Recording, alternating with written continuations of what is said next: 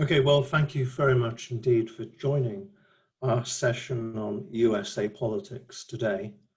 We've got three experts joining me. We've got Greg Beitchman, who is a former CNN executive and Reuters journalist. And we've got, I tell you what, we might as well explain our backgrounds. So Greg, why not say hello and then just say what it is behind you?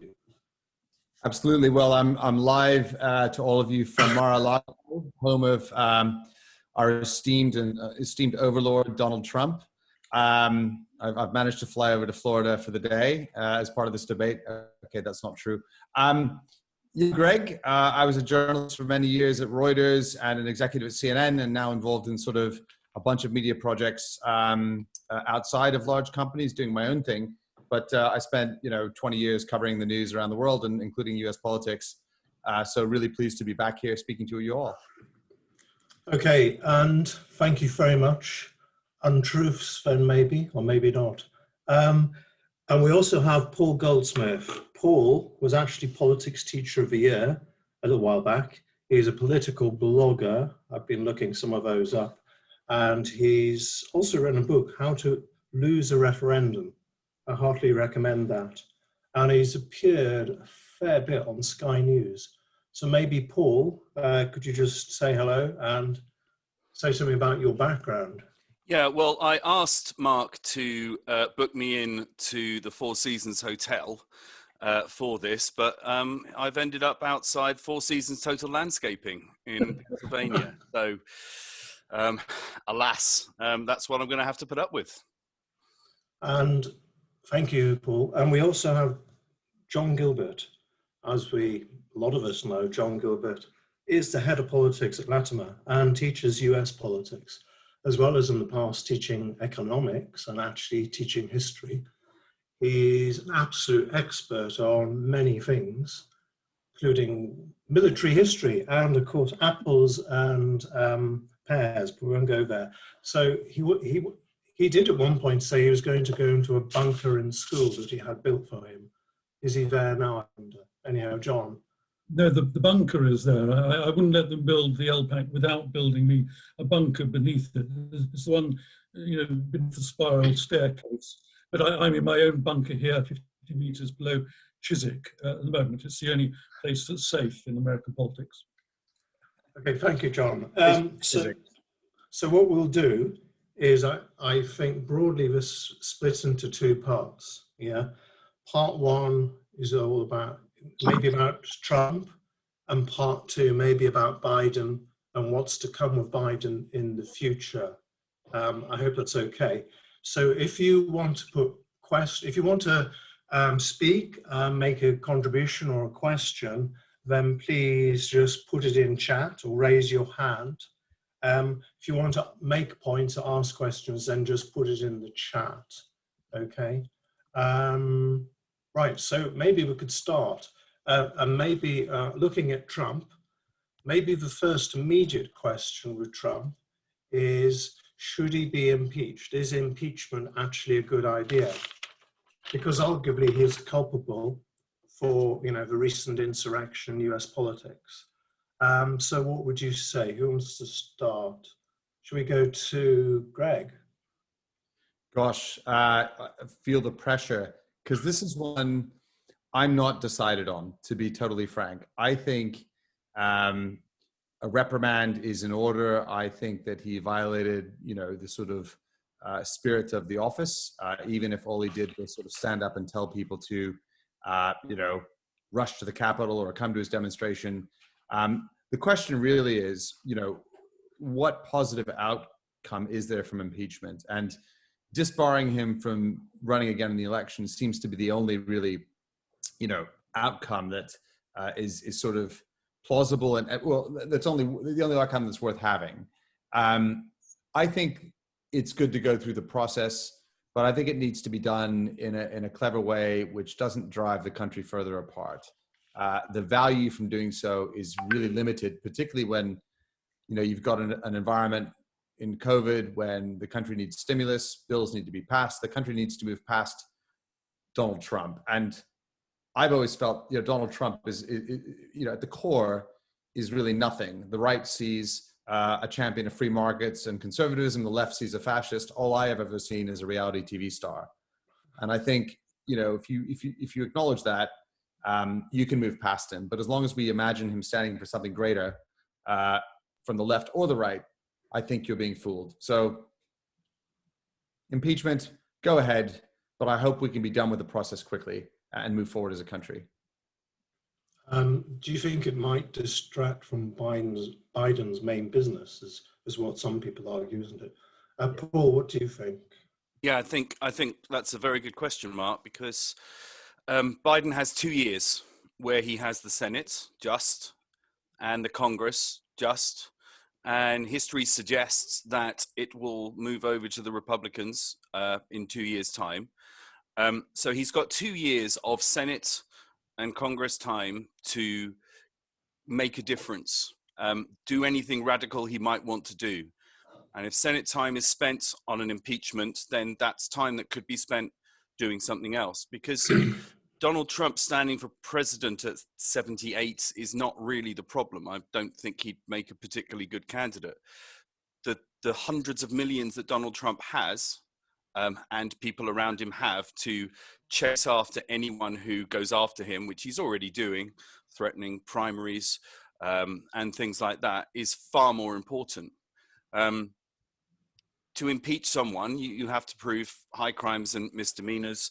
You can twist things that he said in lots of ways.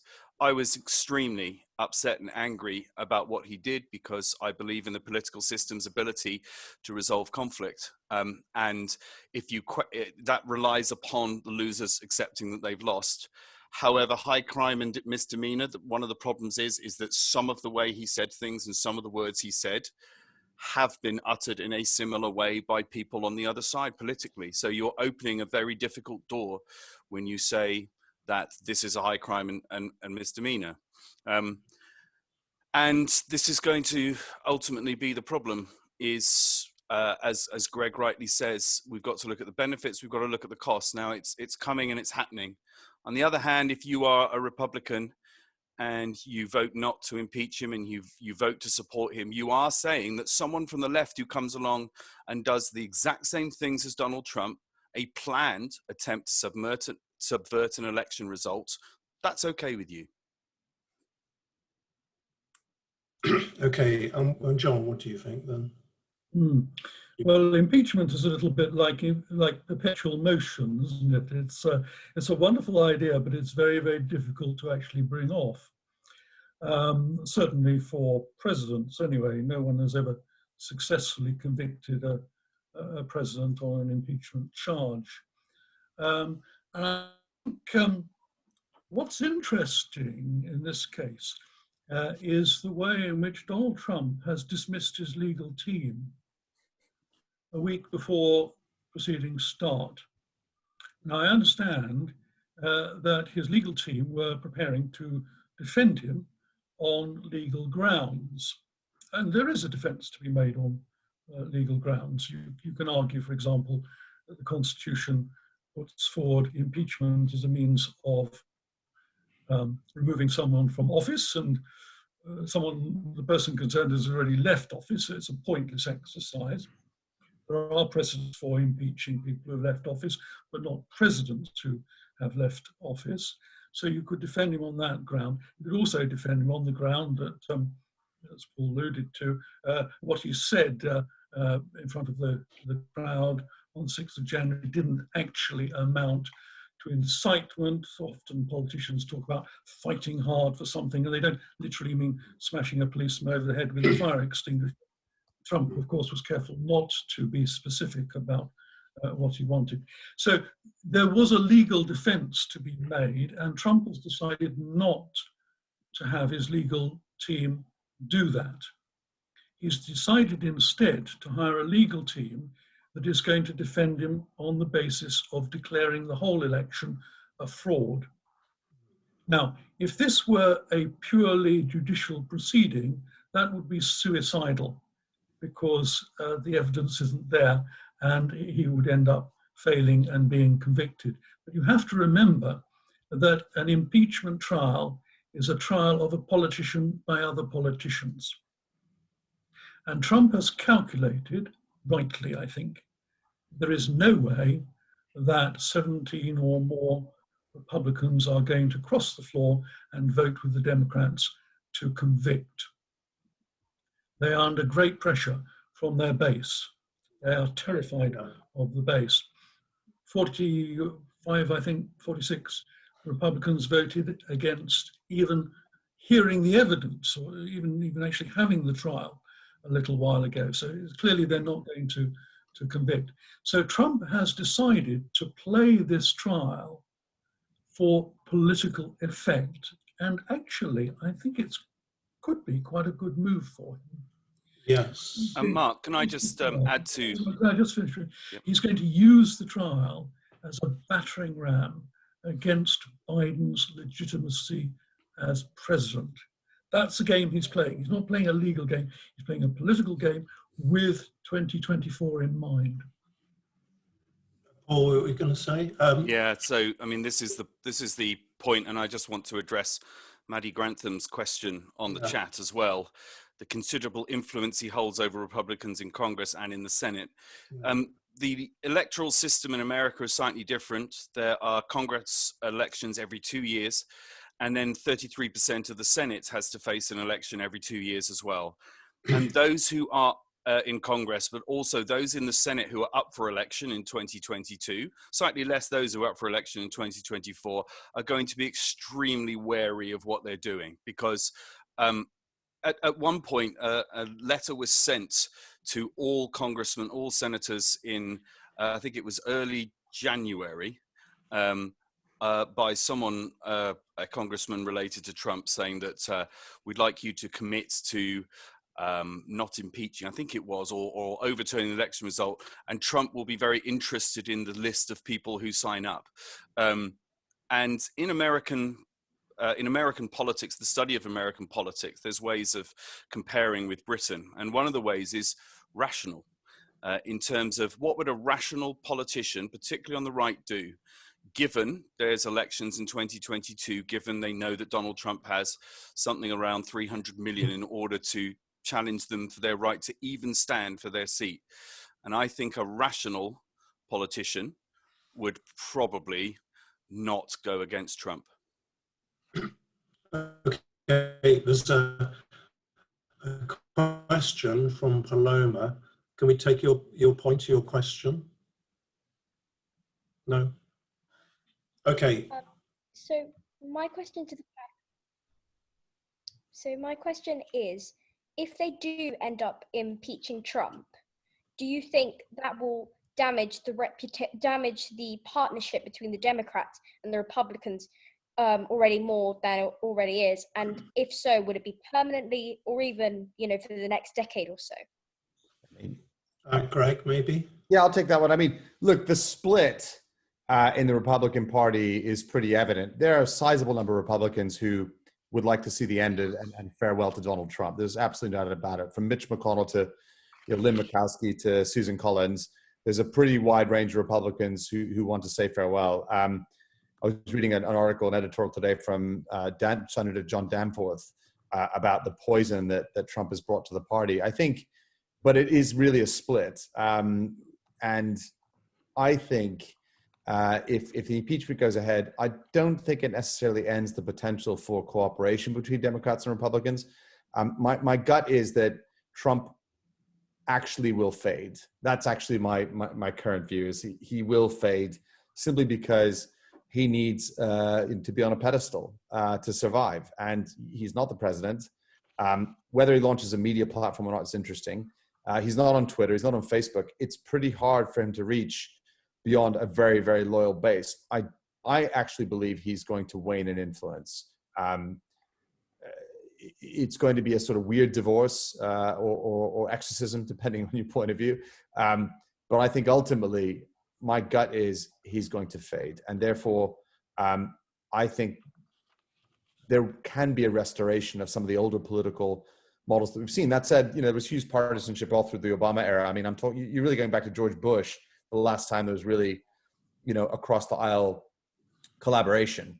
From the Obama era on, it's been this sort of partisan world. But I'm optimistic, actually, funnily enough. Yeah, except Joe Biden's different than Obama. Obama hadn't had time to build the relationships that Joe Biden has had in his 47 years in the Senate. And you can already see that in the way Joe Biden is acting. So this week, he invited 10 Republicans to the White House to discuss the extent to which they'll be able to accept his stimulus package. And these are people he's been working with for a long, long time. And so the opportunity for bipartisanship, one of the things I think we need to understand, that it's not about unanimity, it's about unity, and it's about how do we move forward. Moving forward is going to be difficult if we are basically, and as John pointed out, allowing Trump to benefit from a show trial in which, again, as John pointed out, he is almost able to dictate the terms on which it's being the battle is being fought. Yeah, even hearing Greg and John speak, I'm even less interested in this. Before we come on to the question in the chat about what happens to Trump in 2024, could we look at the question that was posed that will Trump actually end up in prison, perhaps? You know, he said, lock her up. Will he be locked up, do you think? Because you know, there's potential to prosecute on quite a range of things, such as taxes, finance, and fraud. John, you look keen to go. You mentioned this before, John. Yes. Well, for Trump to go to prison, three things have to happen. Number one, a serious charge has to be brought. Number two, a jury has to convict. Number three, a judge has to give him a prison sentence. So let's take each of those three in turn. Number one, will a serious charge be brought? Almost certainly, probably on grounds of tax evasion. Good thing about tax evasion is that you can usually put together quite a concrete case. That's, after all, how they managed to nail the Chicago gangster Al Capone, not on machine gunning people or bootlegger. It was on tax evasion they finally banged him up. Yes, he'll almost certainly be prosecuted by the New York authorities for tax evasion. That's the first thing. Incidentally, he won't be done for the emoluments clause because the Supreme Court has recently squashed that in a recent case. The second thing is, would he be convicted by a jury? And here things get really difficult. Given that America is so highly politicized these days, and everything is seen through the prism of partisan politics, you have to say that you'd probably have quite a few jurors who were Trumpists and who would refuse utterly to convict, even if the evidence was, to any reasonable person, absolutely convincing. This is a problem, of course, we've often had in American trials before. You try getting an all-white jury in Alabama in the 1950s to convict a Ku Klux Klan member of the lynching of a black man. It just never happened. These people just would not hear the evidence.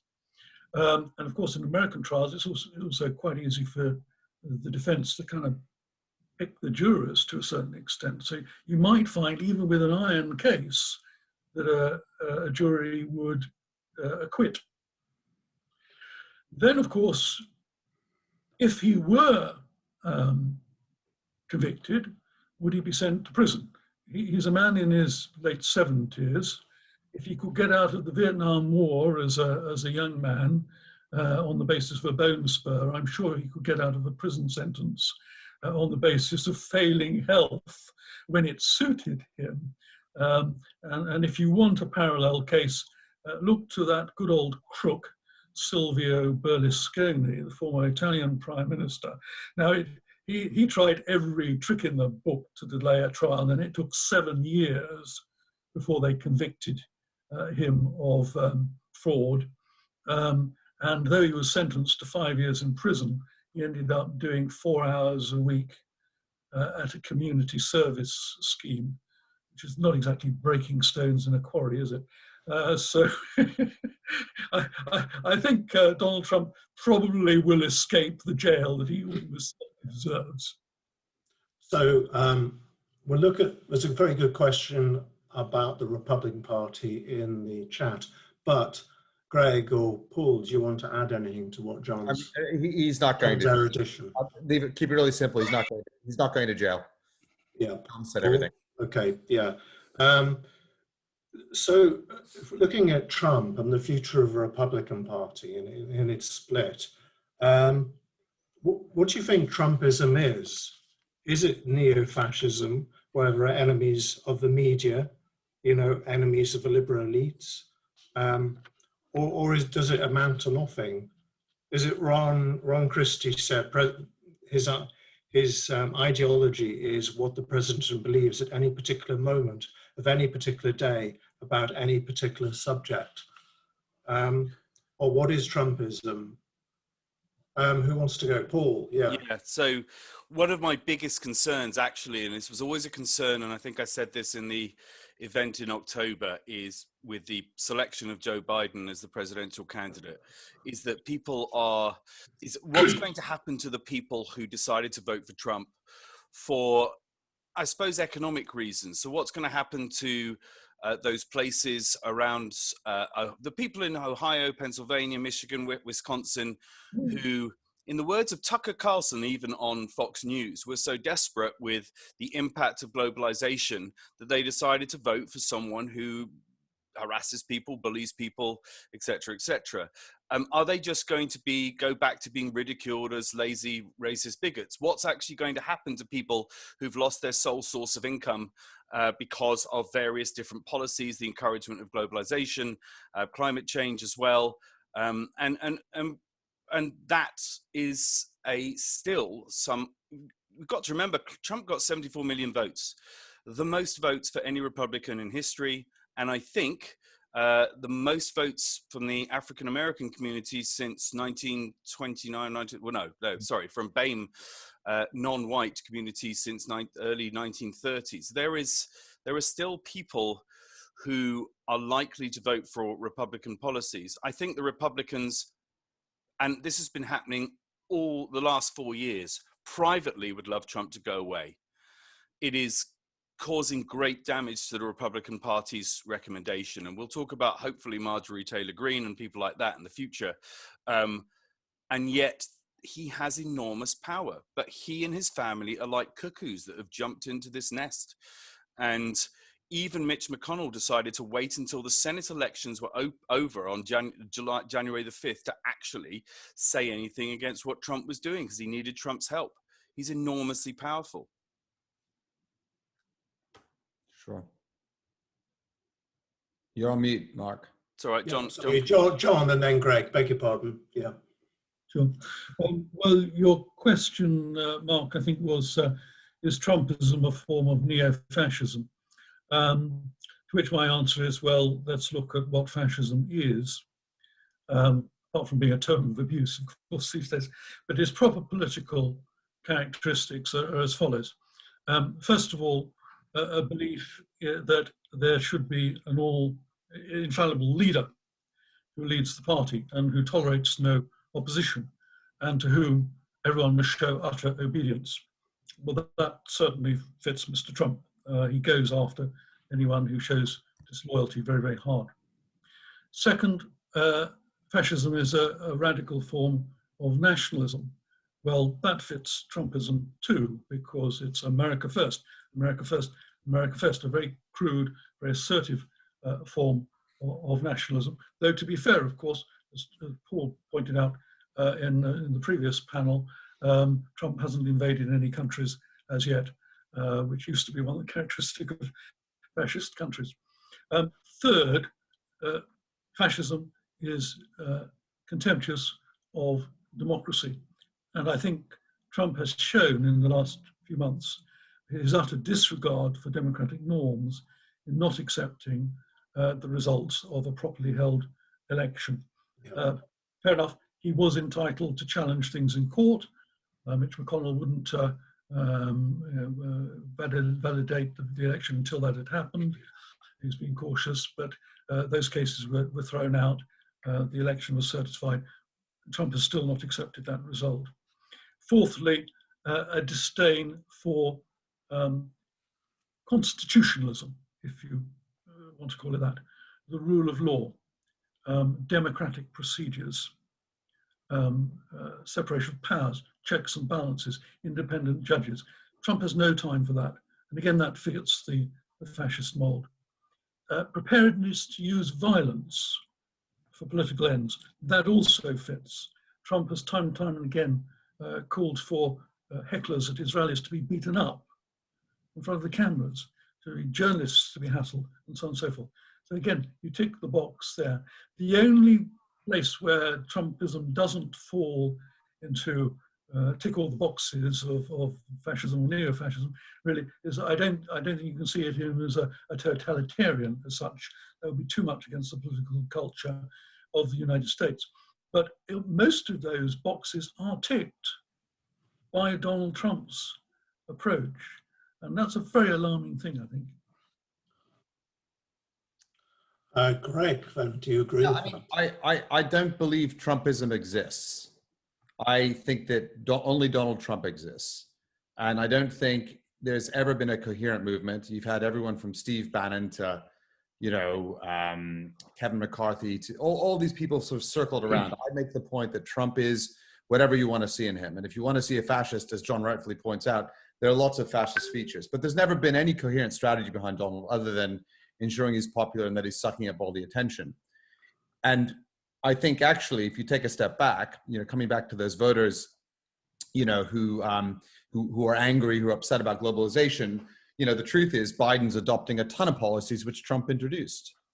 Anti-China, made in America, all those things are going to be features of Biden's presidency, which Trump brought to bear. I mean, there's an argument to be made that Trump identified, real issues in the American economy and with the American electorate and delivered on a few things. I'm not a Trump fan, but I'm very much a realist. And I think, but you have to see all that in the context of Donald Trump is one of the largest egos ever known in the history of the planet. I have never seen a coherent strategy. I don't think the country came close to being overrun. The democratic institutions stood. I don't think Trumpism is a movement. I think this is a reality TV star who took control. He was sexy for everyone, whether it was the New York Times, getting more subscribers, for CNN getting record ratings, for the Republican Party thinking that they could have, a free trade, sort of a conservative economic tool. In fact, he's a liberal spender, and sort of on healthcare went after sort of big drug companies. So, everybody saw something in him, but at the core is a TV star, and he was created by none other than a TV star when he was The Apprentice. So I don't think Trumpism is a real thing, truthfully. To move on a little bit from Trumpism, there's some I'm just trying and combine two or three questions. So what's the future of the Republican Party? Particularly, does Trumpism, in a sense, have a future? If we look at people like Marjorie Taylor Greene, who had a good day today, who sort of sports QAnon conspiracy theories, does the Trump wing of the Republican Party have a future, and will Trump stand again in 2024? I think that's the essence of the questions. And then Luke, I think, wants to say something. Is that connected, Luke? We'll come back to you, Luke. Yeah. Who wants to, go on, Luke. Yeah. Sorry. Can I ask a question now? Oh, Yeah, sorry.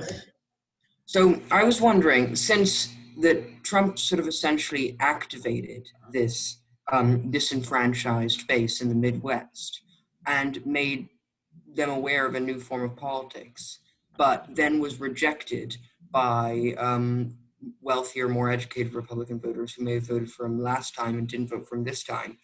Has that process sort of almost split the...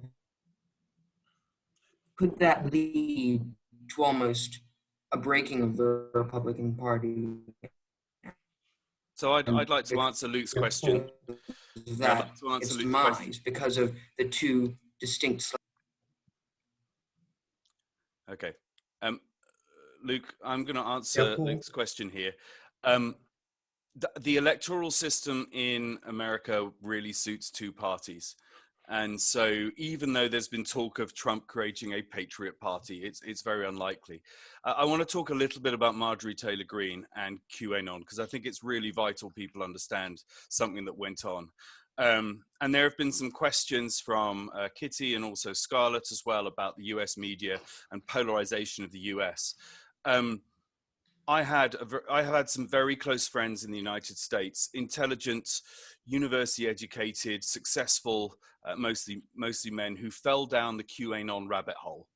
And by the QAnon rabbit hole, I mean conspiracy theories. And this was a very, very, very clever, carefully coordinated campaign of lies and conspiracies and things like that.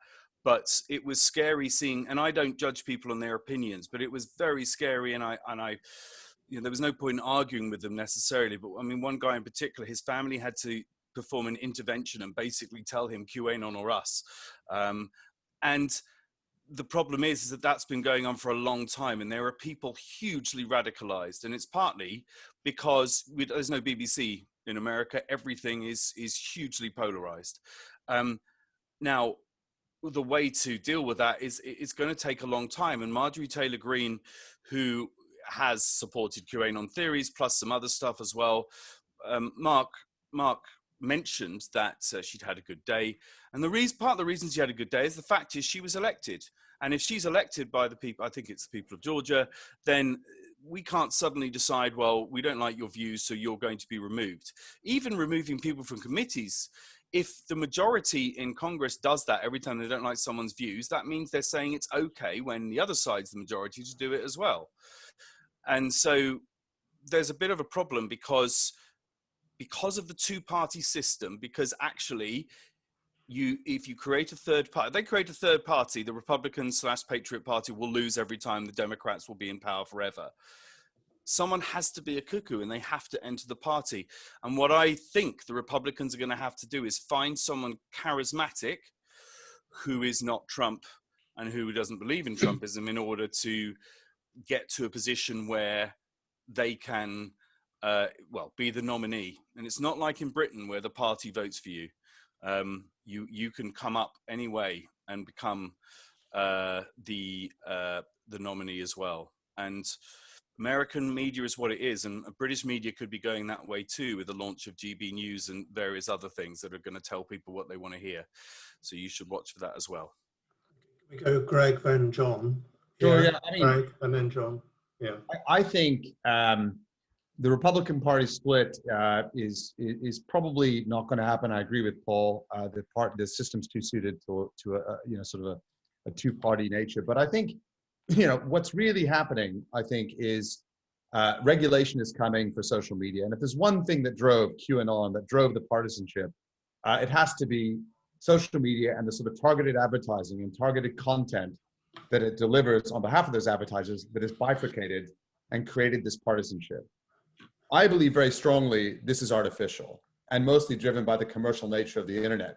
And I actually think the mainstream media are sort of just watching and hanging on. But the truth is, I have so many friends, it's really strange, educated people who go into QAnon or believe COVID's fake.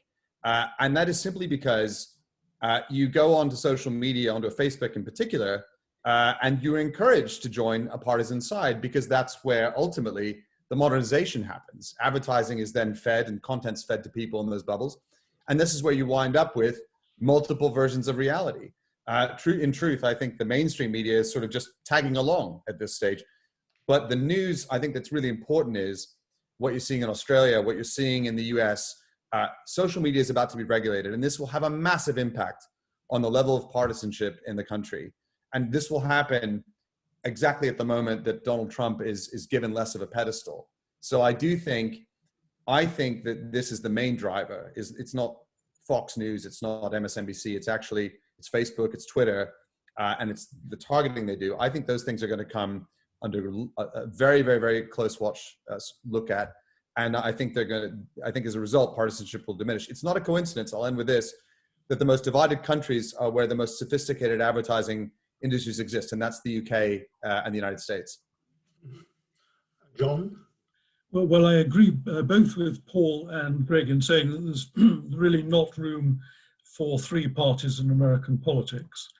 But as the eternal pessimist on the panel, I don't agree with Greg that Donald Trump is going to fade away, and I don't believe with Paul that the Republicans are going to come up with some sort of moderate with enough charisma to outpace Trump and take over the party and bring it back to Ronald Reagan and all the rest. My prediction is that the future of the Republican Party is Trumpism. Horrible though it may sound. Wow. That's the way things are going to go. And I tell you why. Trump has, number one, a thirst for vengeance against those people who have criticized him, voted for impeachment of him, or who have obstructed his attempts to interfere with the election by certifying it as valid. Number two, he's got lots of money. He's raised probably about $70 million available to spend now when he campaigned for funds to do those legal challenges. He didn't actually spend very much money on legal challenges, but he's got a war chest now, and he's going to use it to hit the people who have annoyed him in the next primary elections. And third, of course, and this is the key factor to understand, and it's something that Paul has alluded to already, Trump still has a grip over the Republican Party. And just let me give you some sort of facts to represent that. Something like 2/3 of Republicans firmly believe that this election was stolen, it was fraudulent. They believe the lie that Donald Trump has put out. They believe, therefore, he is a legitimate president. Even worse, something like 45% of Republicans, according to YouGov poll, actually agreed with the storming of the Capitol building, in which several people were killed. Lots of damage was done. Right? This is a party which has already, at the grassroots, become a Trumpist party. And what will happen, I predict, is in 6 years' time, there'll be nothing left of the old Republican Party. He'll start by targeting those representatives who have annoyed him. They're all up for election, of course, in 2 years' time. Yeah. Right? He'll throw money at their opponents to help them, and he'll make it clear he wants them gone. And they will be gone, one by one, starting off with Liz Cheney. He'll also hit the governors who have refused to see things his way. There's about 20 of them up for election in 2 years' time. And he'll also go for the senators who have annoyed him. Again, there's about 20 of them up for election in 2 years' time. And then 2 years after that, he'll go for senators like Mitt Romney, a prominent critic. And then in 2 years' time after that, he'll go for Lisa Murkowski and so on, and Susan Collins of Maine. He will purge, I predict, the Republican Party of anyone who is opposed to him. And so, yes, you won't have a split in the Republican Party at the end of the day. You'll have a Trumpist party. And that's a truly horrifying prospect. Just to continue on from that very quickly, and then we'll move on to Biden, because we need to move on to Joe Biden. Just to summarize a few points on the chat, will it be Trump that stands in 2024? Would it be part of his family? Will there be a smarter Trump? And will the loss of Twitter matter? Because surely that handicaps him, I suppose. Just quickly, we'll go Paul, Greg, and John quickly. Paul? Yeah, I just want to say the loss of Twitter worries me immensely. If we celebrate our political opponents being removed from Twitter and Facebook, we are saying it's acceptable that happens. and giving the power, and they say it's a private company, but really Twitter and Facebook have enormous power. The Social Workers Party were removed from Facebook recently. They had cheered Trump being removed from Facebook themselves, but they then made it open. So we need to be very, very careful about that. I think it won't be Trump. I think it will be someone else, but who, I don't know. If it's his family, well, I'm not sure he's drained any swamp. Yeah, I don't think Trump will be running in 2024. I think it'll be someone else. And I think, again, to Paul's point, it's odd for a company to be doing what government normally does. I mean, in the United Kingdom, you have Ofcom. In the United States, you have the FCC. It's absolutely shocking that every piece of video the BBC and CNN put on television is regulated when nothing on social media is. It makes absolutely no sense, and handicaps, in fact, journalistic organizations who have to submit their content to a censor effectively, which is Ofcom, and social media doesn't. So regulation's coming, and that's going to have a tremendous impact on all of this. John? I think that if Trump is still alive and not in prison in 2024, he will be the candidate, because he's the candidate of choice of the party. And believe it or not, I mean, the American system is frightfully democratic, if millions of party members want someone as their candidate, he will be the candidate. So I'm not optimistic. If he is unwell, then I think it will be probably one of his sons. But I think it would be of that ilk. Okay, let's try and move on, if we can, from Trump, who casts a shadow. If we think about Biden, can he unite the United States, perhaps by improving, the economic prospects of the average American through some of his health initiatives, through creating jobs, through the Green Initiative? What are the prospects for Biden presidency? Who wants to start? Paul, yeah. Yeah, it's interesting to see what he's focusing on now, which is the COVID stimulus package. Republicans who oppose it by asking for smaller payments, it might be remembered in 2022 or 2024 that you basically said that people should have less money in your pocket. A little bit like, even though the fight against Obamacare became quite partisan, it is sometimes remembered that they were fighting for people not to have health cover and health insurance. And so he's trying to get this done first, with a slight problem that with a 50-50 split in the Senate, he needs to worry not so much about, he needs to worry about the 10 Republicans who might work with him, but also the Democrats. Joe Manchin is the Democrat senator for West Virginia, and he is complaining about the fact that these COVID stimulus packages are being offered to people earning $300,000. And he said, why not target them at people earning $50,000? Kamala Harris then went to West Virginia and gave some interviews and kind of suggested that, he's not with the program. But you don't win as in West Virginia as a Democrat by being particularly left-wing. There's also Kristen Sinema in Arizona as well. I think they're both up for election in 2022. So Biden has to actually very carefully manage Congress to get anything through. Climate change is important.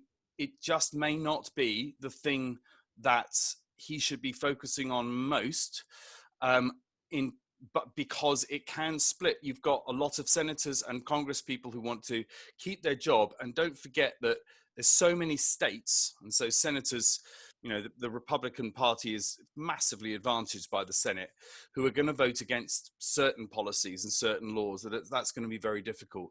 Obama got bogged down by Obamacare for a long, long time. So I think he should look for quick wins, and that's what he should focus on.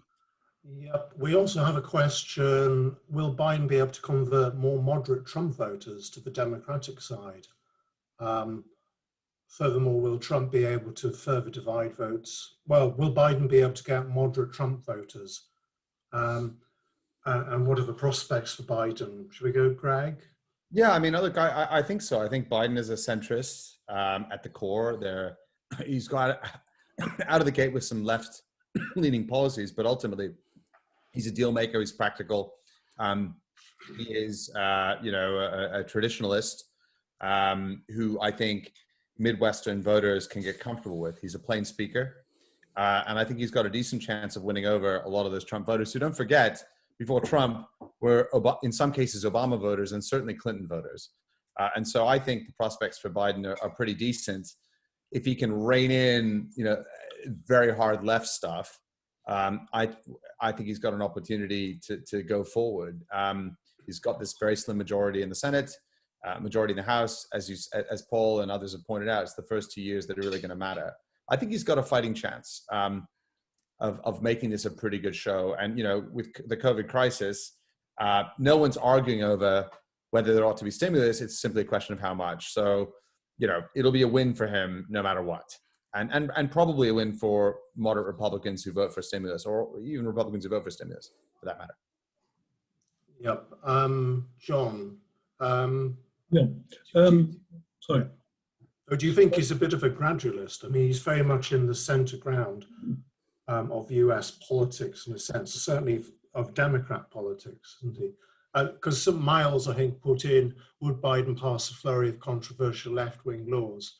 And it seems to me he's definitely a gradualist and definitely a moderate, and probably wouldn't.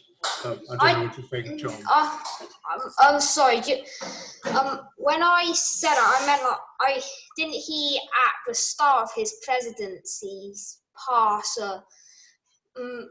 a load of laws that were quite left wing? I was mentioning those. Yep. Okay. So thank you very much, Miles. So do you see how do you see things progressing, John? Not quite sure what question you're asking me now, Mark. Okay. Well, I'm asking you really. Is Biden? Your original question. What are his prospects over the next 2 years? Your original question was, would Biden unite the United States? My instinctive answer, I think, is no. Now, I know from what Greg said on last October's panel about America being less divided than the media suggests. I know that's his position. I think it is actually appallingly divided, I think. Biden will produce the right rhetoric, the rhetoric of unity. And I think that he will win over lots of independents. And he will also win over those Republicans, those Bush-era Republicans that are deserting the Republican Party, seeing, I think, that it's not going to go their way, that it's going to become this Trumpist party. So he'll unite that many, but no, I think the 40% or so of the American electorate who are determined Republicans are not going to be appeased by him at all. He can provide sanity in government, but I don't think he's going to unite the United States unless there is some really transformative change in the way the media works in America, Fox News, and also social media. Paul? Yeah, so a lot of the things that executive orders that Biden did was to do with foreign policy. And just to answer both Charlotte's question and Shireen's questions about that, Biden will restore, I suppose, the normal way of working with people in the world. So he won't be doing diplomacy by Twitter. He'll speak to people behind the scenes. He's already put America back in the Paris Climate Change Agreement and things like that. Certainly in the Middle East, he won't take Donald Trump's approach to negotiation between Israel and the Palestinians, which I think I likened to if my wife and I disagreed on whether my daughters should have all the time on the mobile phone, me going to my wife and saying, I've negotiated with my daughter and she has agreed she can have all the time on the mobile phone. And that's a really good deal. I think ultimately Biden will, I suppose, return to what we we would call normal. Now, whether that's a good thing, I don't know, because as I said 6 months ago, I felt Donald Trump had had some real foreign policy successes. NATO is better funded. He hadn't started any wars and things like that.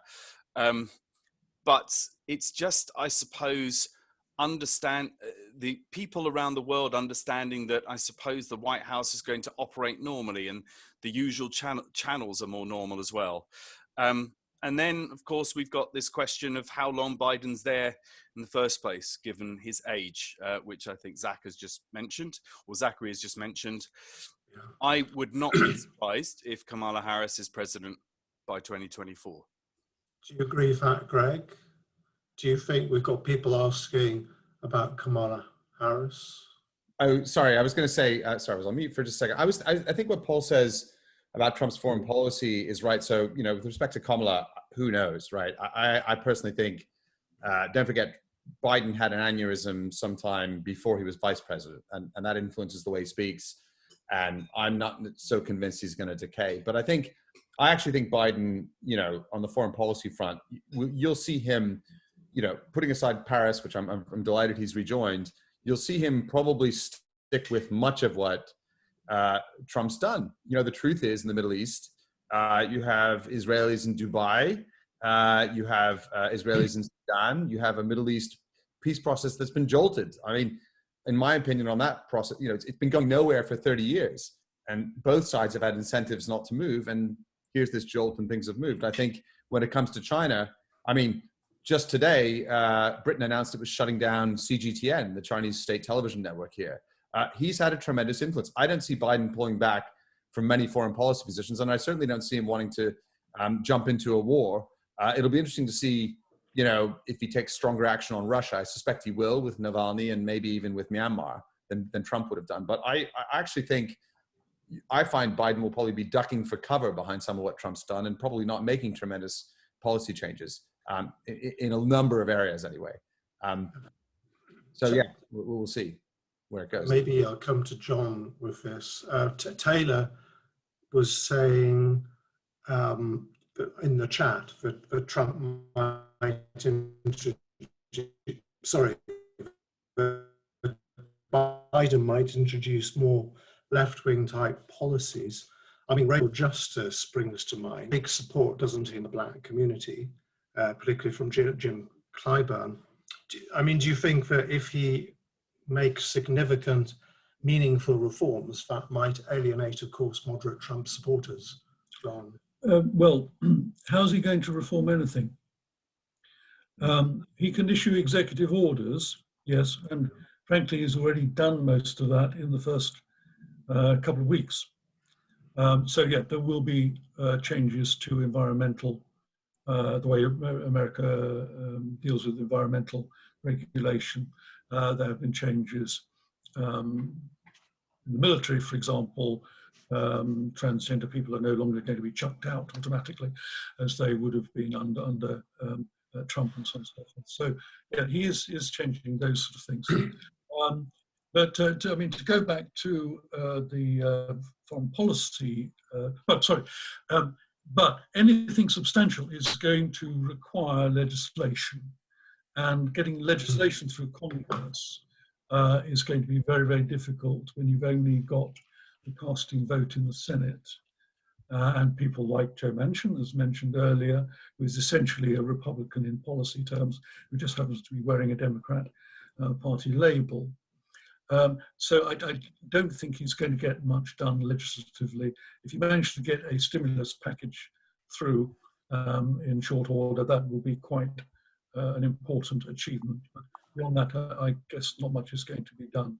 Yeah. Did you want me to talk about foreign policy? Okay, briefly, because we're running out of time. Very briefly, yeah. Okay, thank you. There's many things that he's not going to change in foreign policy. America is now ready to a sort of tough on China policy. I think what will be different is you'll see the traditional stress on human rights. The recent condemnation of the Burmese military coup being a case in point. The condemnation of Putin's treatment of Navalny, of course, is also a case in point.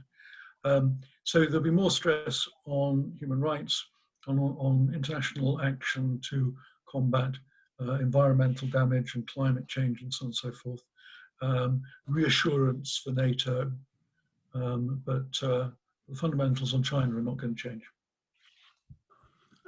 Thanks. Paul? Yeah, and I think people from the left are struggling with this. They think that, oh my God, we've got 2 years. We've got to essentially have a $15 minimum wage. We've got to do all these things. It's our only chance. And when challenged with, but you've got to get that through Congress, it's a little bit like what happened in this country when I say to people, but people have got to vote for that, and essentially they're sort of left with, well, that's what a white middle class man would say. And it's not, it's just like they don't really address the issue here. They want to do, people are just to answer. I mean, Ben in the chat has talked about, will they create 2 extra states? Will they change voting districts and stuff like that? If they do anything like that and start gerrymandering and start adding states and adding SCOTUS judges, that basically gives the Republicans permission to do the same thing when they're in power.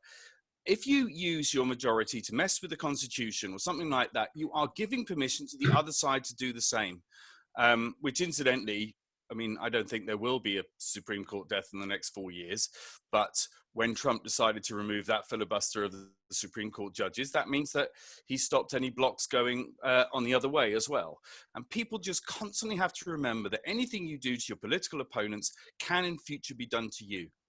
But yeah, going back to the question on progressives, Trump, as John said, so Biden has to get stuff done, and in the separation of powers in America, that means it has to get through both the legislature and the Supreme Court. And the Supreme Court, as we know, have a conservative bias probably for the next 30 years. So Biden will also be thinking about making sure that doesn't get stopped that way.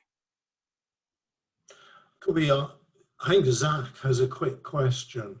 Could you, very quick question, quick answers, and that's it. Zach? Very quick, just I agree with John that the Republican Party as we know it will most likely be a thing of the past in 6 years. I'm still young and stupid and optimistic, and I want to believe that it will decay, and rising from the ashes as a phoenix, we might see a more sensible opposition party that's actually willing to work to compromise. Okay, thank you, Zach. Let's end with a little prediction. How do you think the midterm elections will go in 2022?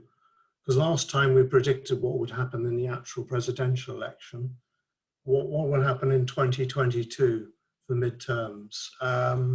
Should we start with Greg? Yeah. Look, I'd say it's very hard to predict. I see a waning of Trumpism and Trump. I really do, for whatever it's worth. And I think it's up to Republicans now to kind of reformulate their policies and what they stand for, and actually go after votes and stop trying to trying to get stopping people from voting, which seems to have been a key part of the strategies, prevent voting. If they can do that and sort of paint Joe Biden as well to the left of the norm of the center, I think there could be some shift in their favor. I don't think Trumpism on its own will win much. I do think it's on the wane. I think the middle is strong. I said that when we last had a debate. I agree in it more than, I believe in that more than ever right now. We are being led to believe that partisanship is a thing by a media that monetizes that partisanship. And we need to look beyond and talk to people. And I think we'll discover we're very much in the middle. So with that sort of belief system in mind, I think that a moderate Republican Party, which is in opposition to Biden and has clever, interesting ideas about how to grow the economy and bring people what they need, could do very well. That's kind of my state of thinking on February the 4th, 2021. Let's see. Thank you very much. I can't remember if we got our predictions right for the presidential election. That, yeah. Should we go Paul, then John, fairly quickly, please, and then that's it. Yeah, I mean, ultimately, if Joe Biden can manage to tread the line carefully between getting things done, but also not appearing too dangerous to the more moderate Republicans, I have a feeling that he could manage to either improve the situation or at least hold the gains that he made. But if he decides to use the next 2 years to try and get everything done and gets bogged down in more radical policies, then I think that the midterm elections will go against the Democrats. Well, it does look he might raise the minimum wage, invest in the green economy, creating jobs, mightn't he, which may help. John, the pessimistic view to end with, perhaps. Well, yes, what is going to happen in 2 years' time? Very, very difficult to say. It has to be said, of course, in midterms, usually the presidential party suffers. And in particular, in the midterms, you get a lower turnout, generally speaking, which tends to favour the Republicans, who have more elderly voters who are more reliable turners out. So bear that in mind. But the answer to the question is, as in all political questions, and indeed economic questions, ultimately, it depends. It depends what happens with the Republican Party. I predict, as I've said, that the Republican Party will become more and more Trumpist, that the moderates will be eased out in the primary elections. We've seen in places like Georgia, in places like Texas and so on and so forth, that where really hardline Trumpists are up for election and the Democrats put forward moderate, middle-of-the-road candidates, preferably with a good military record and all the rest, that they can actually win elections under those circumstances. So you might find that the Democrats don't do as badly as perhaps they otherwise would probably do. Thank you very much. Can I just say a big thank you to all of you for asking questions. We've tried to cover as many as we can in the chat, but we've done our best, I hope. So can I just say thank you very much for participating, and particularly thank you to Greg for providing that amazing journalistic insight. And of course, thank you very much to John and Paul. Okay, so hopefully we'll meet again sometime for a further discussion. So thank you very much, and thank you for contributing. Okay, bye. Thanks, everybody. Bye-bye.